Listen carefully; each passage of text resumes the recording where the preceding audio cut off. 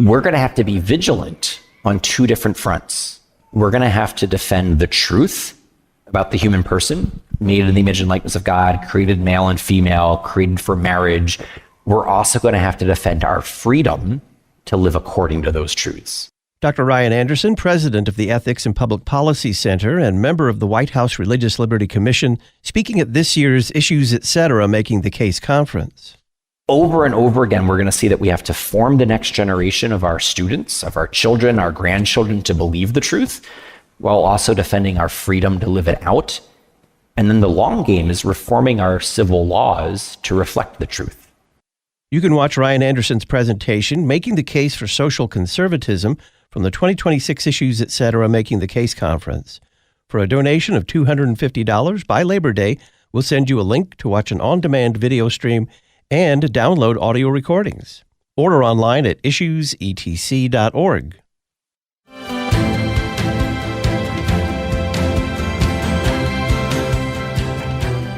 The more you go to church, the more you sit in a pew, the more likely you are to vote for culturally conservative candidates. You're never God. Whenever you say that you are divine or you have this divine inner spark or this divine inner self, it's actually the devil persuading you, tricking you into thinking that you are God. When they got into the boat, Matthew records, there was a great calm. The ark, the ships, they're all pictures of the church.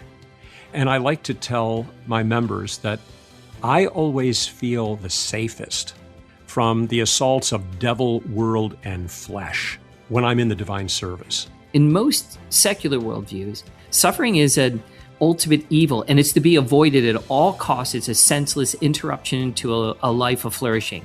But contrastingly, St. Paul redefined suffering as an intrinsic marker of Christian identity and of ultimate glorification. Grandmothers love listening to Issues Etc. while changing sheets on the beds for the grandkids' visit to the farm. Last week, an op-ed appeared in the New York Times, written by a transgender activist, M. Gesson, bemoaning Kansas, some laws in Kansas that are designed to protect women's spaces, women's locker rooms, bathrooms, and the like, calling those laws fascist. Well, that op-ed also ended up telling some truths unintentionally about the emotional darkness and the dehumanizing tendencies of transgender ideology. Greetings and welcome to Issues Etc., live on this Friday afternoon, August the 21st. I'm Todd Wilkin. Thanks for tuning us in. We'll talk with Nathanael Blake of The Federalist about that op-ed in the New York Times. We'll spend some time responding to listener email and the Issues Etc. comment line. Then Pastor Chris Roseborough joins us for This Week in Pop Christianity. We'll answer the question, is New Apostolic Reformation leader Catherine Crick a cult leader now? Nathanael Blake is senior contributor to The Federalist, fellow in the Life and Family Initiative at the Ethics and Public Policy Center, author of the book Victims of the Revolution, How Sexual Liberation Hurts Us All, and a recent column titled Trans NYT Writer Accidentally Keeps Admitting Men and Women Are Different, and It Matters. Nathanael, welcome back. Thank you for having me on again. So tell us about this recent op-ed in the New York Times by a transgender activist. Yeah, so it was written by a writer named M. Gesson. She just goes by her initial.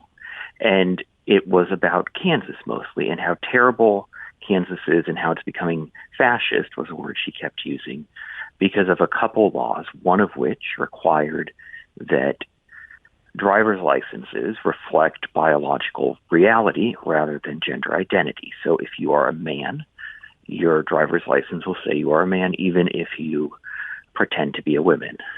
And the other of which is that private spaces in public buildings, so bathrooms, locker rooms, and so on in schools and other such places that are for more than one person have to be single sex. So if you have a locker room for women, it is for women. And men cannot go into the girls' locker room at the local public swimming pool, for instance. And she was very upset by this. Talking about women-only spaces, what inconvenient truth about men in women's spaces still makes it through in Gesson's piece? Yeah, so it was interesting for all these complaints, all of her rhetoric about how fascist and horrible this was. She kept acknowledging truths. For instance, she wrote of one 6'4" man who claims to identify as a woman who, quote, in her words, doesn't really try to pass and probably couldn't anyway, because again, he's a 6'4" man. So the upshot of that is, well, she wants this large man to be allowed into the girls' locker room, the girls' showers, the girls' bathrooms at, whatever thing. So that reveals ultimately the radical demands that she's insisting on of self-proclaimed gender identity, where it's just your say-so, allows any man access to female spaces. And this is also something that showed up with regard to prisons. She wrote of one man who identifies as a woman that he was concerned about being sent to a men's prison. Well, what's the alternative? Putting men in women's prisons. And we've seen the Biden administration do this. We've seen blue states that are still doing this. And the result has been rapists and murderers being sent to women's prisons. Women have been assaulted. Women have been raped because men are being put in women's prisons. So for all of her complaints, she's admitting the truth of what critics of putting men in women's spaces are saying. Just give us a little overview of what kind of effects the erasure of protected female spaces has had where it's been tried. So at the most extreme, there have been instances of assault and abuse. So here in Northern Virginia, where I live, there was a convicted sex offender who kept going and hanging around in women's locker rooms, the showers and locker rooms at local high school or public swimming pools. And he would expose himself. He would leer at girls as they were undressing. And mothers were complaining. And the staff kept saying, well, he says he's transgender. He has a right to be there. It's self-identification as to your gender identity. Eventually, after weeks of this, he was arrested and has been charged with some crimes, but he was allowed to get away with it for weeks because of a policy. In Seattle recently, there was a case where at a swim meet, a children's swim meet, there's a man, obviously sexually aroused, hanging out in the showers. And the solution that the staff there said, well, we can't keep him out of here, but we can put up bigger shower curtains. So just instances like that show how this can easily be abused by predators, and is being abused by predators who say, well, if I can say I'm a woman, I can access any of these private protected spaces where previously women and girls felt that they were safe. What does Gesson admit in the piece about gender-affirming care in the U.S. military? Yeah, so this was interesting, is there were several subjects of Gesson's article who had been in the military, and she went ahead and said that during the Obama and Biden years, the military's provision of so-called gender-affirming care had been a selling point, a recruiting point that was used to help bring people into the military. I mean, there was a bit of a military recruitment crisis during those years. So they saw this as a way to get more people to join.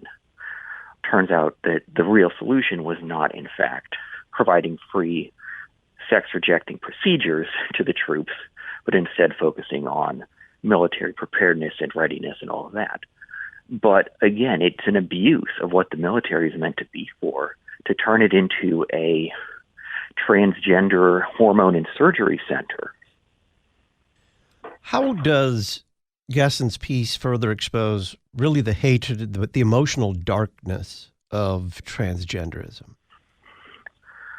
So what I was most taken by at one point was a subject who was gleefully getting his name changed to a female name and was gleeful about how much his mother would hate it. And then in another case, a man who blew up his career and his family by coming out with a transgender identity, and all the sympathy was for this man, not for the children who suddenly had no father, not for the wife, who had suddenly been told, "Congrats, honey, you're a lesbian now because I'm actually a woman." There was no sympathy there. It was simply, they're the bad guys for not accepting this, and instead, the true hero, the true victim, is the man who wants to pretend to be a woman.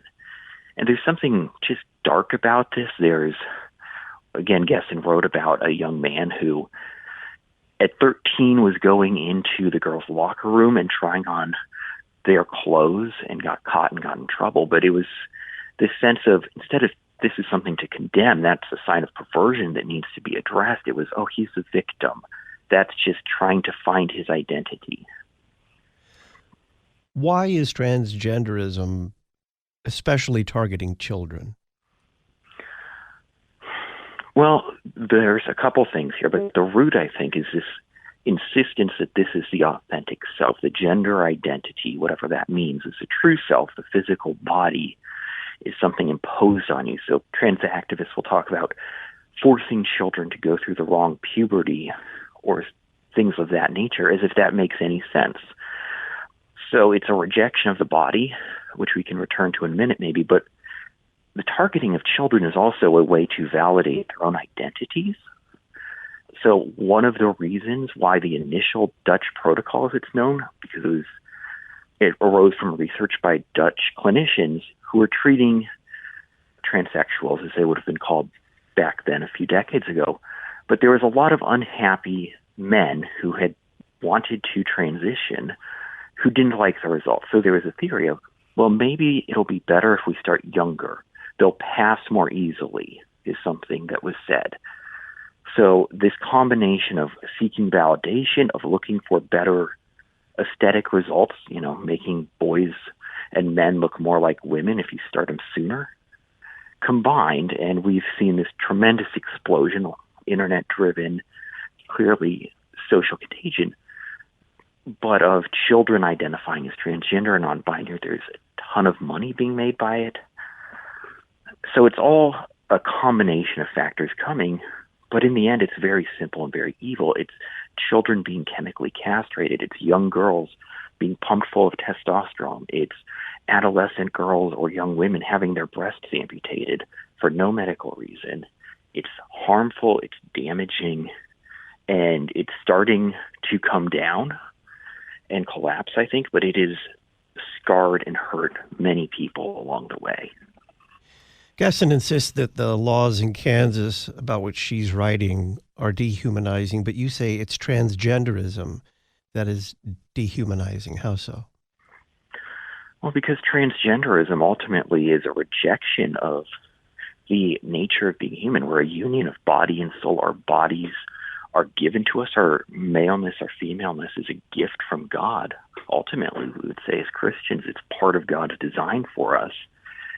And transgenderism rejects all of that. It treats the body as a problem. I mentioned how trans activists will talk about children going through the wrong puberty. It's this complete Gnostic rejection of the nature of the human person. And that is dehumanizing. It's saying, I have the wrong body, not because it's unhealthy or it was injured or anything, but because I want to be a woman when I'm a man, or I want to be a man when I'm a woman. That's simply going against what it is to be human, which is to be someone with an embodied nature. You say that transgenderism is a war with reality, with one's neighbors, and with one's self. What do you mean by that? Well, so I think the self part I just talked about with regard to trying to change the body, and some people go further than others. There's that 6'4" guy who's apparently not trying very hard. And then you have people who are just getting constant surgeries and so on to try to become a little bit more of a facsimile of the other sex. So that's the war with oneself, trying to be what one isn't and cannot be. But the war with everyone else gets back to Gesson's complaints about driver's licenses and public restrooms. This isn't a private thing that's being demanded. It's instead a demand for public recognition of a falsehood, that all the rest of us have to pretend along with the lie. And that's why it's become so controversial. It's why the issue won't go away as long as there is that demand that we pretend that the lie is true. It's not going to become less controversial. It's not going to stop. Because if you accept that lie, then all of these evil things follow. The men and women's spaces, whether that's locker rooms or prisons, the children being targeted for these sex-rejecting procedures, all of that follows from the lie that a man can be a woman or a woman can be a man. And again, it's a public lie, so hence the conflict. Nathanael Blake is senior contributor to The Federalist, a fellow in the Life and Family Initiative at the Ethics and Public Policy Center, author of the book Victims of the Revolution, How Sexual Liberation Hurts Us All, and a recent column titled Trans NYT Writer Accidentally Keeps Admitting Men and Women Are Different and It Matters. You'll find a link to it and to Victims of the Revolution on the podcast page for this episode at issuesetc.org. Nathanael, thanks. Thank you. We will respond to listener email in the Issues Etc. comment line next.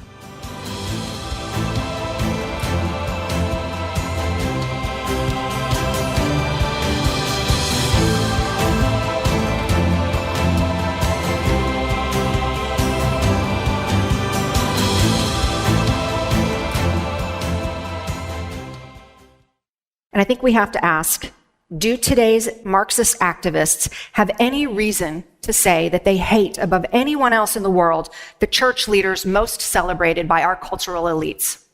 Or do they find that their efforts are not only not hampered by Christian cultural elites, but are in fact helped by them? Megan Basham of the Daily Wire, speaking at the 2026 Issues Etc. Making the Case conference. We must resist the infiltrators and use our power in such a way that when those who oppose the cause of Christ are asked who they hate most in the world, they think of our names. You can watch Megan Basham making the case against progressive influence in the church from this year's Making the Case conference. For a contribution of $250 by Labor Day, we'll send you a link to watch the entire conference. Learn more at issuesetc.org. Where Christianity meets culture, you're listening to Issues Etc. Lutherans for Life assists for-life Christians in offering the hope and help of the good news of Jesus Christ to women with an untimely pregnancy, women, men, and families suffering under the guilt of an abortion, young people with questions and concerns about sexuality, and the elderly and those with disabilities or terminal illnesses. Learn more about LFL resources and forming a life team or life chapter, or becoming a life advocate by calling 888-364-LIFE. That is 888-364-5433, or by visiting lutheransforlife.org. Concordia University Chicago invites all high school students to attend the annual Careers for Christ weekend in person on our beautiful campus in River Forest. Careers for Christ is October 10th through the 12th. You'll have the opportunity to learn about professional church vocations while having fun with CUC staff, faculty, and students. For more information, visit cuchicago.edu/C4C. That is cuchicago.edu/C4C.